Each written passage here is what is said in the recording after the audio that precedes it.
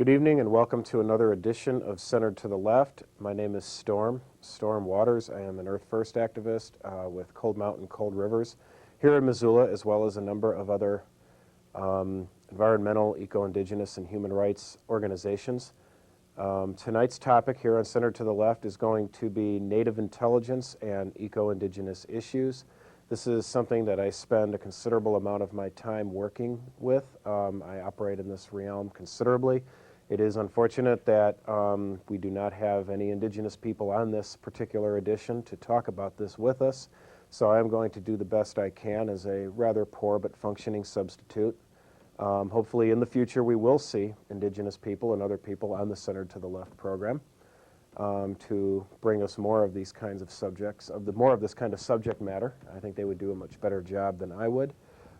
Today's show we have several segments of interviews and video footage that was obtained in my work and other people's work with Indigenous people around the globe. We will start out with video footage and music and a little bit of the situation that the Penang Dayak people of Malaysia, specifically the Sarawak province of Malaysia, are dealing with in their efforts at halting the destruction of the rainforest, which they call home, at the hands of multinational timber companies. This is tropical hardwood rainforest, and these timber companies are coming in and removing the forests, shipping them to places like China and Japan and North America and Europe, and totally subverting and debasing a subsistence-based traditional indigenous culture that the Penang Dayak and other Dayak tribes of the region have enjoyed for many thousands of years. And the gist of this program this evening is to discuss the Native perspectives on these issues and on these problems, and realize that what we're looking at is, with the destruction of these ecosystems, with the destruction of these forests, also comes the destruction of these indigenous cultures, this indigenous wisdom, and that is a loss that will probably cost us all in a very short period of time. We will then proceed to a discussion with Chief Tiny Man Heavy Runner of the Blackfeet Brave Dog Society. Cold Mountain Cold Rivers has worked extensively with Tiny Man Heavy Runner and the Blackfeet traditionalists in their quest at keeping their culture alive. You may be aware, you may remember that the Blackfeet are instrumental in the resistance against development of the Badger 2 medicine for mining, drilling, and other exploitative commercial multinational interests. And then we will go on to some discussion with one Mary Jane Newey of the Innu Indian tribe. The Innu Indians inhabit the Quebec-Labrador Peninsula, one of the harshest climates in the world. The land, which to them is they call Natasanan, which means our land, is under assault from multinational mining, logging, hydroelectric, and military-industrial interests. And again, the Innu are a subsistence-based culture, in this case an Aboriginal hunting culture. They live very, very closely to the land, and they harbor a very unique wisdom and perspective about the workings of the ecosystems in Natasanan. And again, this culture is being subverted by multinational, exploitative, commercial, capitalist interests. And with the devastation of their culture is the devastation of the wisdom that the Innu possess regarding the land that they have inhabited for 10,000 years or more. Okay, we will open at this point with a segment from a video that Cold Mountain Cold Rivers did back in 1992. It's entitled SOS Sarawak, and it covers the resistance of the Penang Dayak, and to a lesser extent other tribes, to the infiltration and invasion by multinational logging firms that are coming in and devastating the rainforest that the Penang Dayak call home.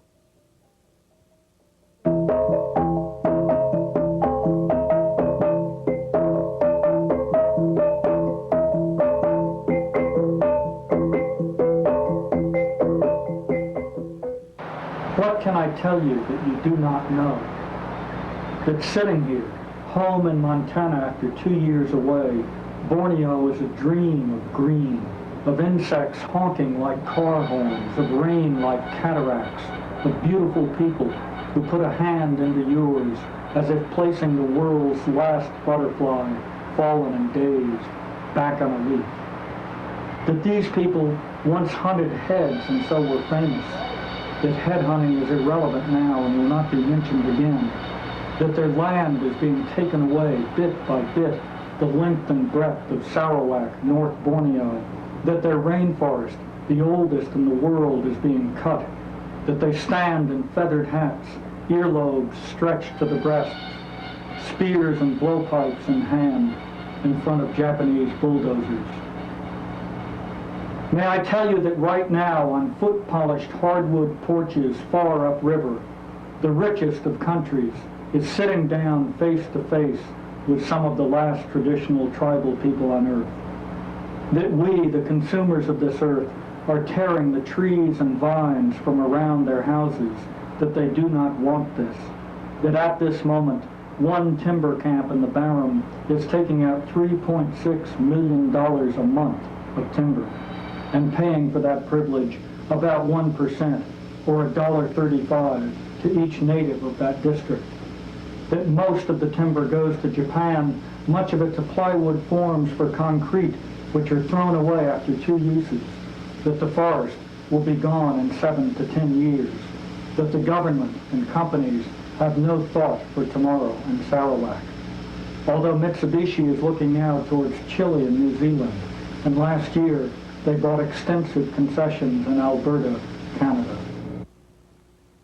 We went from Montana to Japan, and from Japan down to Southeast Asia to Sarawak, North Borneo.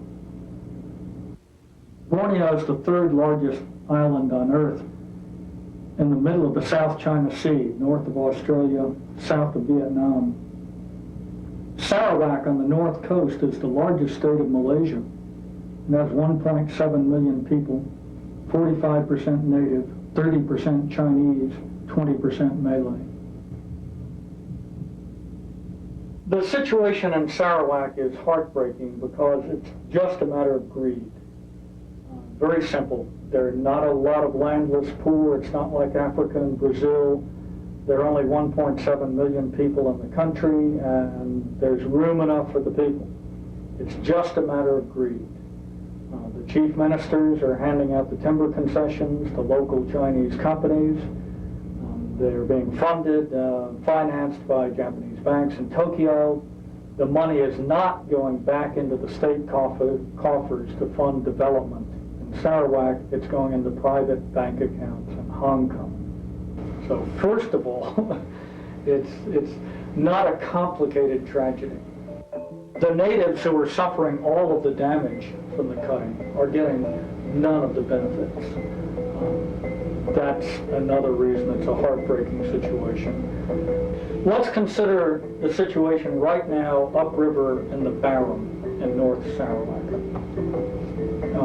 Beyond the logging, these are beautiful, healthy people living a pretty good life by all accounts ever since the great naturalist Alfred Russel Wallace, the competitor with Darwin, came in 1856 and lived with the first Raja of Sarawak and wrote in his notebooks, "These people are the most beautiful people I've ever met, and the food they get from the forest, the meat, the vegetables, are satisfactory for their needs, and they're selling surplus food to the Chinese." Everyone who's been upriver has commented on the beauty of the people. You are not looking at undernourished, starving people who need the help of the Sarawak government. If we stay out of their way, they're doing very well on their own. Now they get 90% of their meat from the forest and from the rivers. Most of that goes with logging. The game flees. The deer in Sarawak will not browse the cut-over forest. The pigs are gone. At Long Son, they told me that 1 cast to 4 casts of the net would get dinner for a family 10 years ago. Now it's 6 hours of fishing to get what they used to get in 40 minutes. They lose half their vegetables, which they glean from the forest. The other half they grow in their own compounds. After the logging has gone through, which takes about 3 years, they have lost not only their meat and their vegetables, they've lost also the wood for housing and for boats. Marathi trees over 2 feet in diameter is what they need to build a house and to build a dugout canoe. The first thing the timber company takes, according to the manager of a timber camp I lived with, is Marathi over 2 feet in diameter, and they'll take them all on the first cutting. People ask me if they get jobs and some benefits from all this industry and development coming in. It's a lot like a pipeline, say the Alaskan pipeline. Here you have a big company coming in saying, oh, look, here's our payroll, here are jobs, high-paying jobs.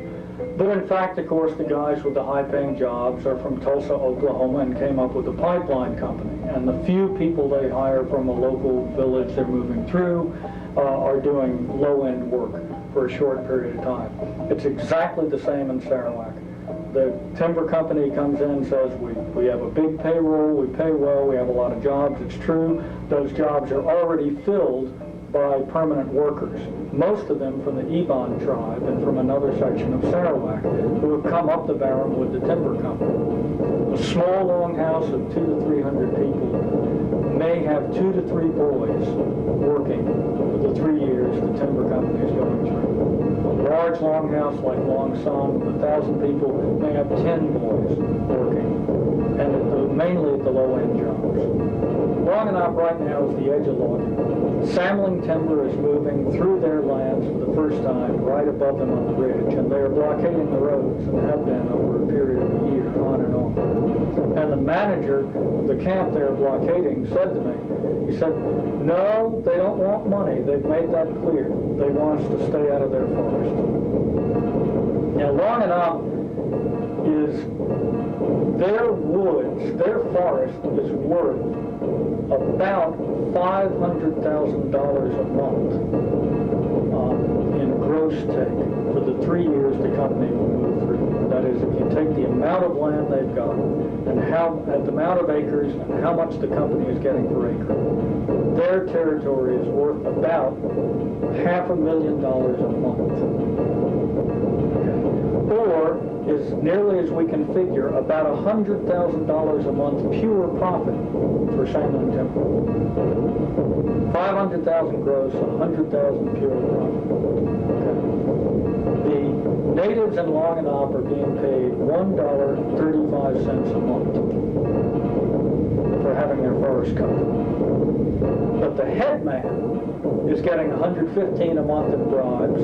The assistant headman is getting $58 a month, and the 4 committee members, this is the whole structure of governance in the Longhouse, are getting $20 a month. Everybody else gets $1.35 a month, and their forest will be gone. It's really, the situation in Sarawak now is really similar to that of the Native Americans, the American Indians in 1870. The trees are the buffalo. By taking the buffalo away, we took away their economy, we brought the Indians to their knees, they had no other sources of income, they were suddenly dependent on the government, they had to come into the reservations where they could be controlled. Exactly the same in Sarawak. These people have been living wild and free, as we would describe it. They've been living very well, we know, for at least 100 years, because we have the accounts of Europeans visiting them. The forest is the source of all their economy, culture, and religion, just as the buffalo were to the Plains Indians.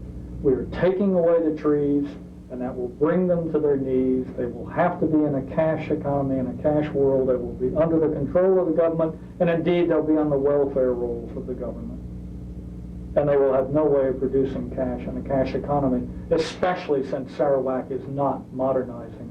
It's simply sending the money offshore.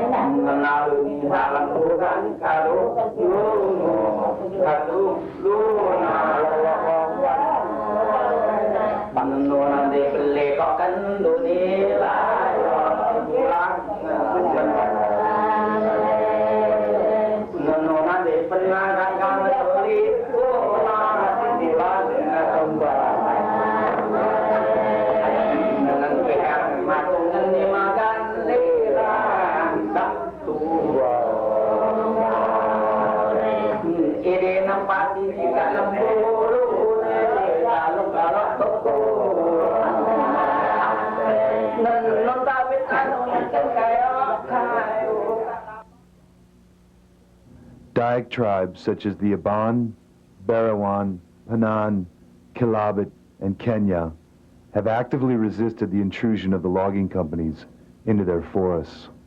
Over 400 Panan people have been arrested since 1987, blockading logging roads in the Ram watershed.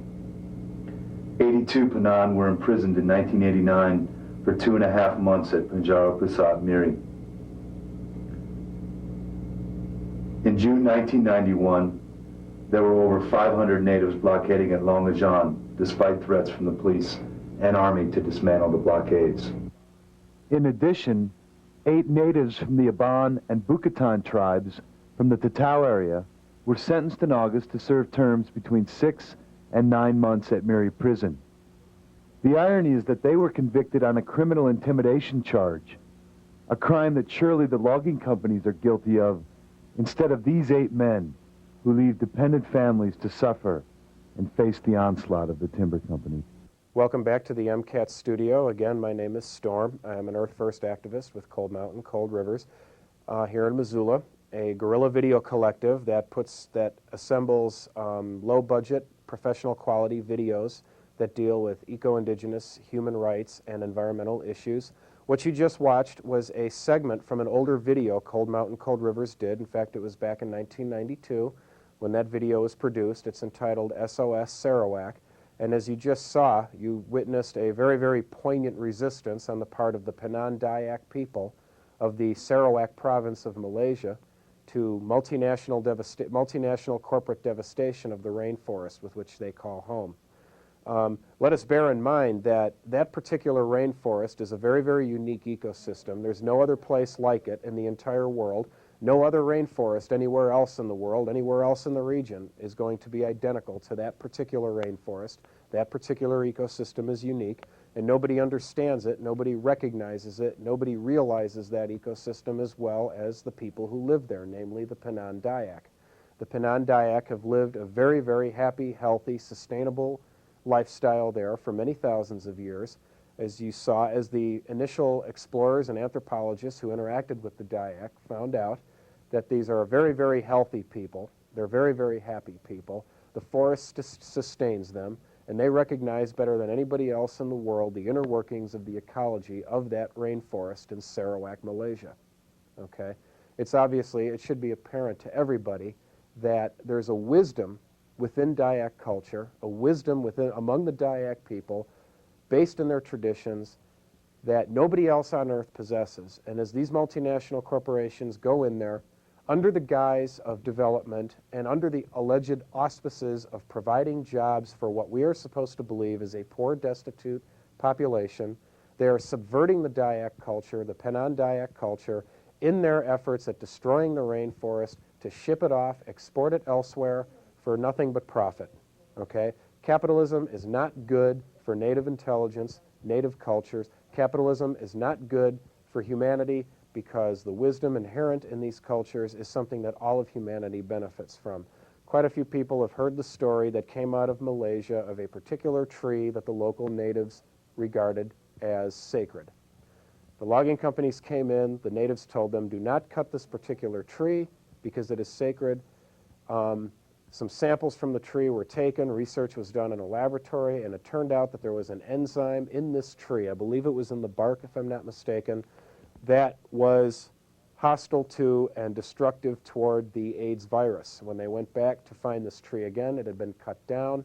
They asked the natives, where are there more of these trees? And the natives told them, we do not know of any more of those trees. That is the only one that we are aware of. Why did you cut it down? We told you it was sacred.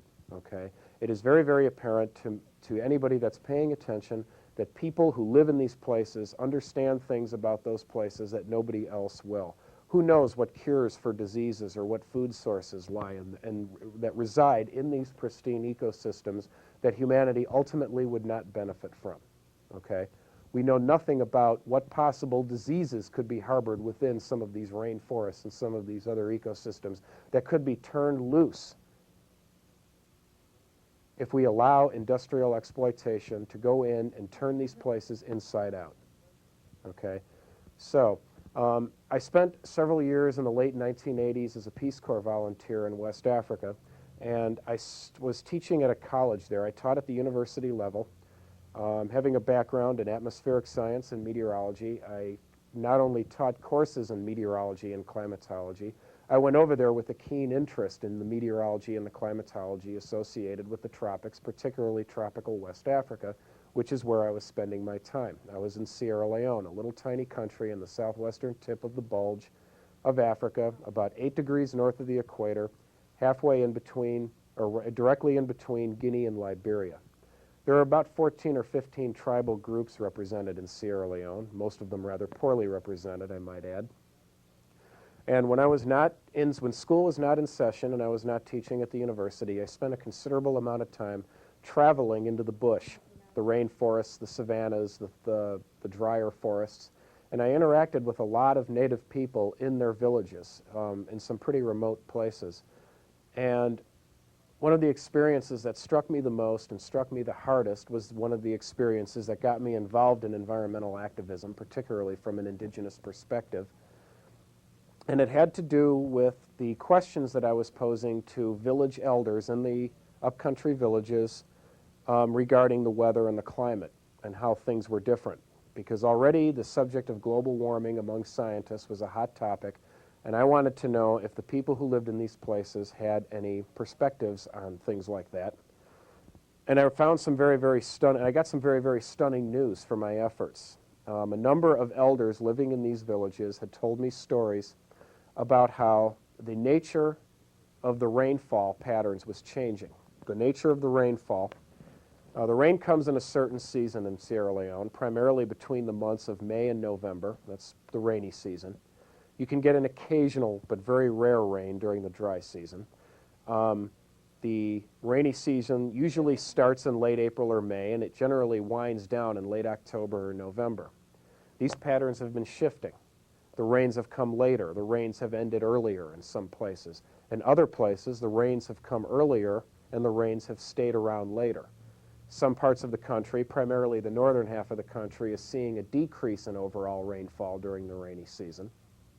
Some parts of the country, primarily in the southern half of the country, are seeing a notable increase in rainfall and duration of the rainy season, primarily the southern half of the country, as I mentioned earlier. The common theme that all of these people told me was that all of these changes began when the multinational corporations came in and began liquidating the rainforests and exporting the logs. The Sierra Leonean economy is pretty much totally in the hands of the World Bank and the International Monetary Fund, and that is why the country is a bloodbath now. Don't let anybody kid you. That is why the country is a bloodbath. You can trust me on that one. I was there. I saw it. Okay? But the village elders all recognized that it was wholesale liquidation of the rainforest that was bringing about alterations in the typical weather patterns experienced over the bioregion in Sierra Leone. One of the most startling effects of these changes in weather patterns was the breakdown in relationships that were happening between tribes. An example of this is you have two tribes that inhabit roughly the same area. One tribe is primarily into animal husbandry, a pastoral lifestyle. Maybe they herd sheep, goats, a small number of cattle. The other one is primarily small subsistence farming. The rainfall patterns are such that the rain fell at a certain time of year, which provided the grazing, the grass, which stimulated the grass to grow and provided the proper grazing for the herds that the pastoral tribe depended on for their survival. These same rains also came in certain times and places and watered the crops of the neighboring tribe. Since these patterns have been changing, it's been shifting the ecosystem. It's been changing the ecosystem such that the plants are flowering and growing at a different time. The crops were failing. The ability of the pastoral herds to graze was diminished. And one of the results of this was land wars were breaking out between tribes that had peacefully coexisted for many decades, if not many centuries, because the rainfall patterns were being disrupted by wholesale clear-cutting of the forest. So essentially what we have is corporate neo-colonialism, courtesy of Wall Street and the World Bank and the International Monetary Fund, affecting adversely the weather patterns over a given bioregion and bringing about geopolitical destabilization and friction between tribal groups that have lived in that area for many centuries. The next segment we're going to go into is interviews with Tiny Man Heavy Runner of the Blackfeet Brave Dog Society. These are a traditionalist Blackfeet Society. The Blackfeet Indians live here in Montana and have lived here in Montana for many centuries, and they have their own perspectives that in some ways are different, but in some ways are strikingly similar to those of the Penang-Dayak, as we shall see here.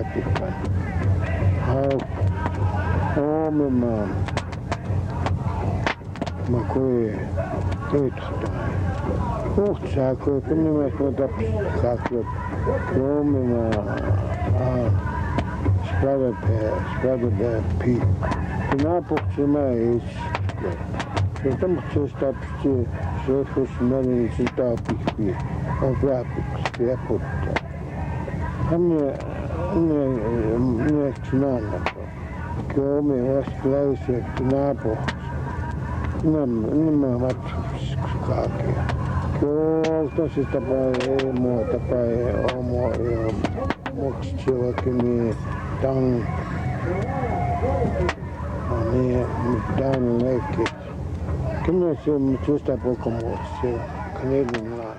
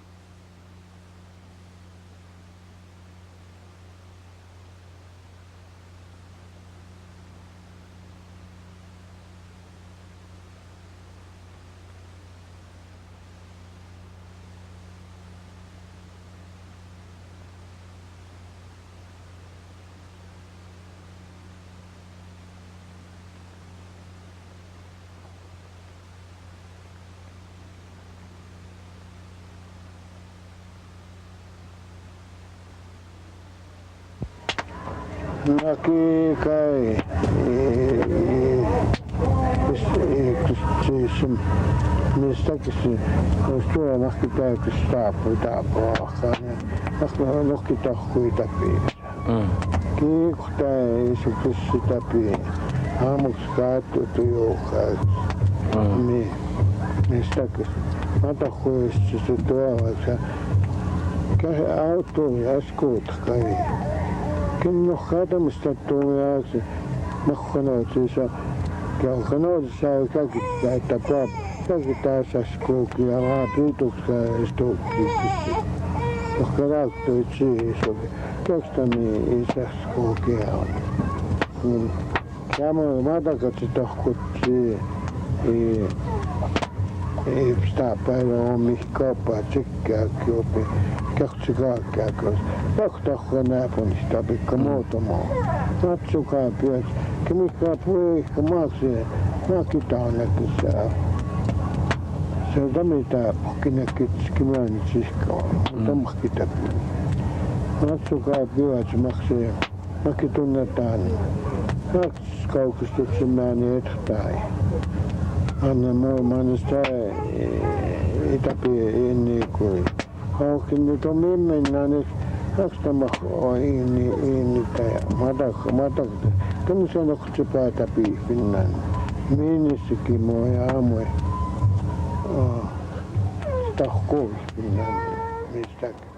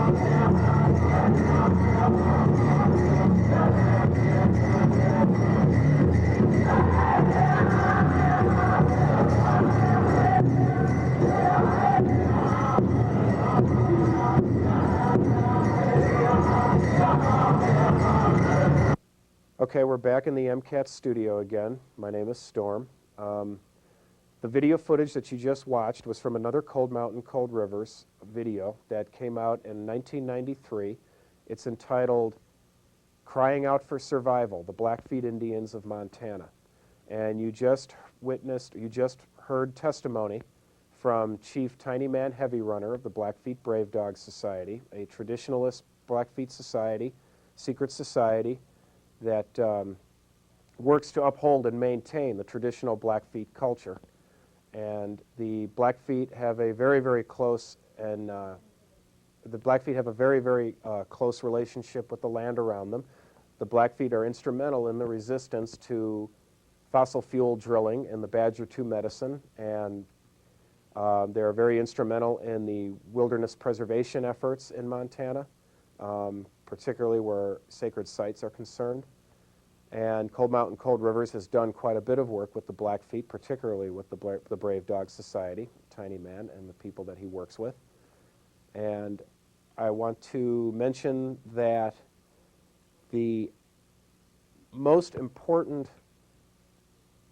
of the most important things that we as activists can do, that we as white environmental activists can be doing, I believe, is to be gathering this testimony from traditional indigenous people. People who understand their cultures, who understand the land that they live in, and how that their cultures and their lifestyle relate with the land that they live in. Okay. In the fall of 1996, I had the opportunity to travel to the north coast of Labrador in northeastern Canada. I spent 6 weeks up there with the Innu Indians, and during that time, I videotaped 33 hours of priceless footage of the land that they live in, the Quebec-Labrador Peninsula, which the Innu call Nitassinan. This means our land in their language. And this includes many hours of priceless testimony from the Innu elders themselves regarding their relationship to the land. The Innu are one of the last Aboriginal hunting cultures left in the world, and probably, very likely, the last Aboriginal hunting culture left on the continent. And their religious beliefs, their spirituality is totally based on the animals that inhabit the ecosystems that they live in. The caribou, the porcupine, the wild Atlantic salmon, the Arctic char, the ducks, the geese, a number of animals that inhabit the area. The Innu are semi-nomadic people, just as the Blackfeet were, and they are completely dependent on the behavioral patterns of the wildlife that live in Nitassinan. We're talking about barrens and secluded woodlands and river valleys and riparian zones and many marshes and bogs and significant wetland systems.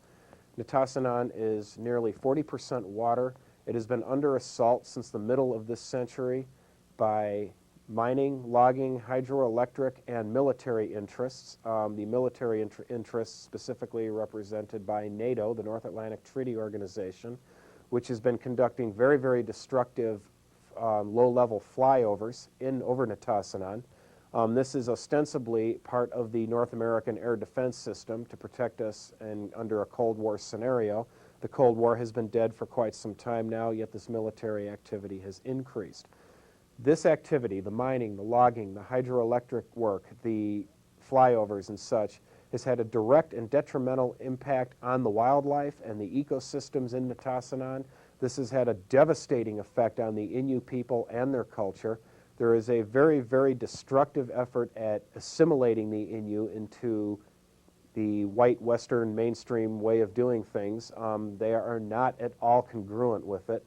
The rate of suicide and alcoholism among the Innu people has skyrocketed since they were forced to settle into government housing and have been isolated from their migration routes.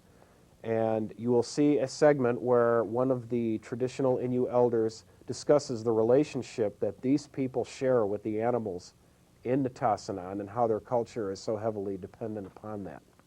So at this point, we will go into the next segment, which is with the Innu Indians of Nitassinan.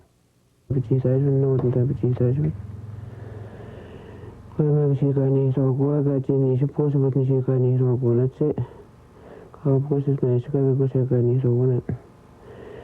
Kaitimani suppuneisena kun nuhmana käydä mukutse.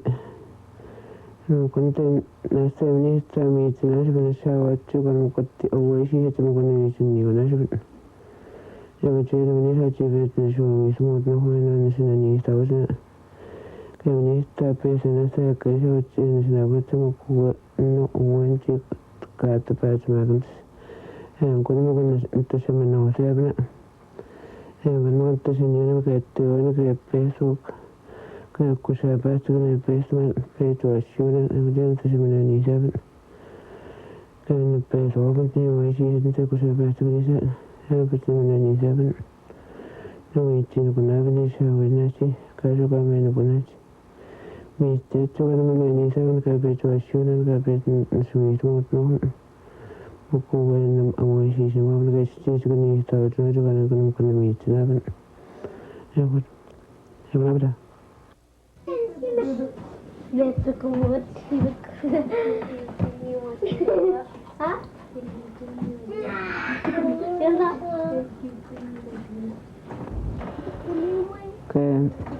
hän tisäävät sen tauhun kun kun se tietää juunista ja se mitsuna se kun minun niistä ei mitsunas. Kun se mitsut ja nostan tuossa kun se kun se mitsut. Ja kun se kuestamaan se juunista. No kun teni se niin on kun juunista ei se manua teni se. Kun saavataan se mitsut kun nostan teni se. Ja kun tuonne kun toinen muuten teni se kantaisi mukaan tuossa teni se. Kyllä nostan teni se. Ja se kun tiedä kun mitä se mitsunas kun ne kannasi mitsunaa peituasioina. Ja se kun peikutaan se mitsun. Ja se kun hän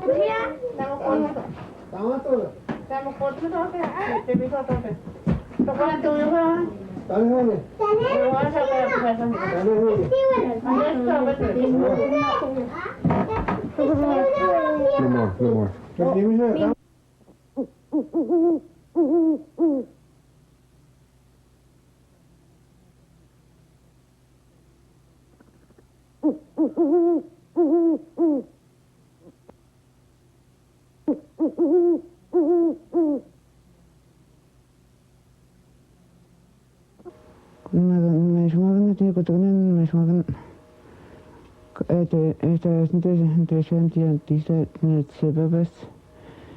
Kun kahden näyttää, kun on niin sun että kahden näyttää, kun näet.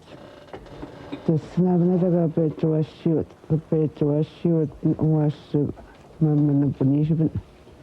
Ja kun näyttää kuusimen kahden kun tässä.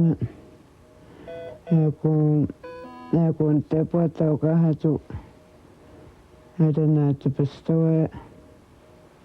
Ja kun ne puhutaan kahden kun nostamassa kun tuomaan tuotua tänne kahden te puhutaan kahden ja kun tämä puhutaan toimissa kahden niin sanoo kahden toimissa. Tämä uitina antoi, tietysti minä punaisen tau. Ja kun tietää sijoa, että kun näitä ihmisiä koetiin sausta. Tämä on sellainen, että tämä on tämä kahden päätämästä kun tänne tein suitinukut. Tänne on joku se miinukut. Tänne on joku se huopäästä joku minun punits.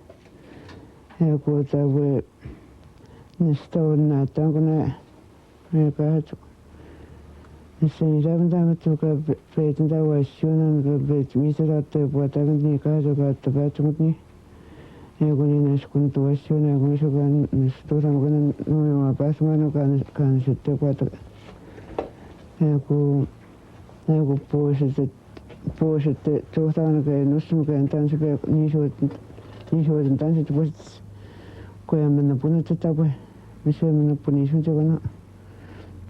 Peettää otautena tekona kan sitten puhutaan ei kahden.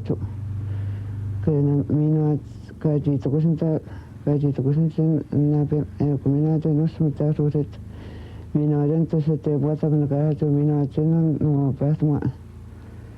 Ja kun minä na taibet no na be tusa no sumna taibet gantans na tumas sa kusanta na jagana ka bukushin ka na se skumana puna na kana se bukushin ka Suena mana puna skuna mana puna skuna kana se bukushin ka na se kusina na ma sa kantonismo ku mina ande wa atmata ego kantonismo na jagana mina jagutino atti hona kantonismo atta pasa kutse ka betne ma shuna kana so basmente de ku se basini kana so basement chukan. Welcome back to the MCAT studio. In the fall of 1996, I traveled up to the north coast of Labrador and obtained the testimony that you just saw from one Mary Jane Newey of the Innu Indians. I wanted to clarify something that she was discussing in some small detail there during her interview. She talked about the shaking tent. The Innu are the last Aboriginal hunting culture left on the continent, and they are an animistic, pantheistic religiosity. Their spirituality is heavily based on the animals that sustain their traditional lifestyle and culture. I'm talking about the caribou, the porcupine, the ducks, the geese, the char, the Arctic char, the Atlantic salmon. And Mary Jane Newey made allusions to the shaking tent. The shaking tent was a sacred ceremony in which the Innu, through the help of the shaman, communicated directly with the spirits of the animals. The spirits of the animals in the shaking tent would tell them when, where, and how to find the game that they needed to survive. Now, many diaries from both anthropologists and Catholic missionaries gave rather terrifying and startling accounts of their experiences with the shaking tent. They found the shaking tent terrifying. Why? Because they too heard the spirits of the animals. They talked about the sounds of animals in the tent. They talked about the wind blowing inside the tent, almost blowing the tent apart. They talked about the wind blowing outside the tent during the ceremony where there had been no wind before the ceremony or after the ceremony. And they also talked about, in some very startling detail, the amazing accuracy with which the information of the information with which the Innu obtained after their ceremonial experiences in the shaking tent. The Catholic missionaries responded by doing everything they could to destroy the shaking tent ceremony. The last shaking tent ceremony took place in Nitassinan in 1967, and it was revived in 1997 by the Innu as they worked very hard to go back to their traditional subsistence-based hunting culture and lifestyle. Okay? The drum and the shaking tent were very important to the Innu spirituality and their ability to obtain the game that they needed for food and the hides that they needed for clothing and for shelter. Okay? The Catholic Church has made a concerted, sustained effort at destroying their ceremonies because they were terrified by the very, very obvious link to the land that the Innu people enjoy.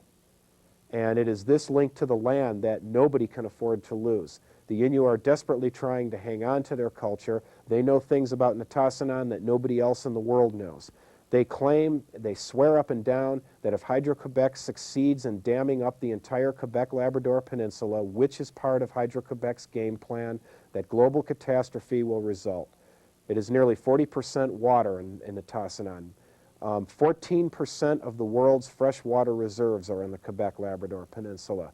Think about what it means to have Hydro-Quebec in control of that. You can look at the Innu perspective and understand how global catastrophe can result from such things. The Dene people down in northeastern Arizona on the reservations, on the Hopi Navajo Reservation, they are subject to forced relocation thanks to Peabody Coal and the Bureau of Indian Affairs. They also state that global catastrophe will result if the mining companies start tearing out the uranium and the coal from the land that they call home.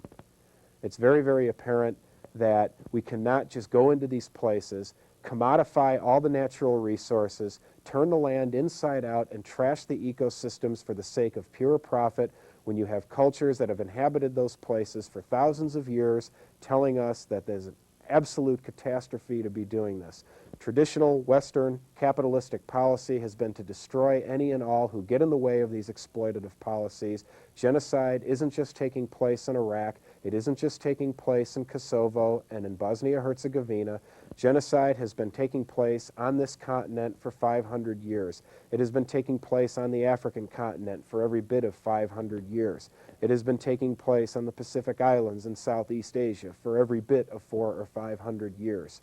If we destroy these people, if we destroy these cultures, we will ultimately and very quickly destroy ourselves and everybody else. We are undergoing the greatest mass extinction on this planet's history, greater than the extinction that brought the dinosaurs to their demise, greater than any extinction before then or since then. Okay? We're talking about native intelligence here and the native perspective and the fact that we cannot live without these pristine ecosystems. These are the sources of clean water, clean air, food, shelter, and everything else that we need to survive. I believe it was the Lubicon Cree who said of the white man that once the last tree has been cut, the last bit of water has been poisoned, the last fish has been caught, the last animal has been killed, they will open their coffers and find that their money cannot be eaten. One of the things that the Innu asked me to do when I was up there in 1996 was to archive for preservation purposes all of the footage that I obtained up in Labrador, the Quebec-Labrador Peninsula, particularly that of their testimonies. Those testimonies are in the native Innu language, and they wanted me to preserve them and duplicate them for them so that their children, their grandchildren, and their descendants will have access to those testimonies so that they can hear their elders and their ancestors speak about these issues. The Innu are very, very selective about when, where, and how they speak about those issues. I was very fortunate to be given those interviews. They did not have to open up to me the way that they did. So I believe that it is really, really important for activists to extend this kind of talent and technical assistance to natives around the world that are willing and are receptive to the idea to record them and their land and the places that they live and their lifestyles and their cultures and their stories and their traditions and their songs and their music for hoped-for posterity. That this is a level of wisdom that we can all benefit from, but particularly these native peoples themselves who are desperately trying to hang on to their way of life, to their culture, to the land that they live in, to their own health and vitality, to their own ability to survive and have a living just like everybody else. I want to thank you all very much for your time this evening. You can view this program, Center to the Left, every Sunday at 8 p.m. from 8 to 9, every Monday from 5:30 to 6:30.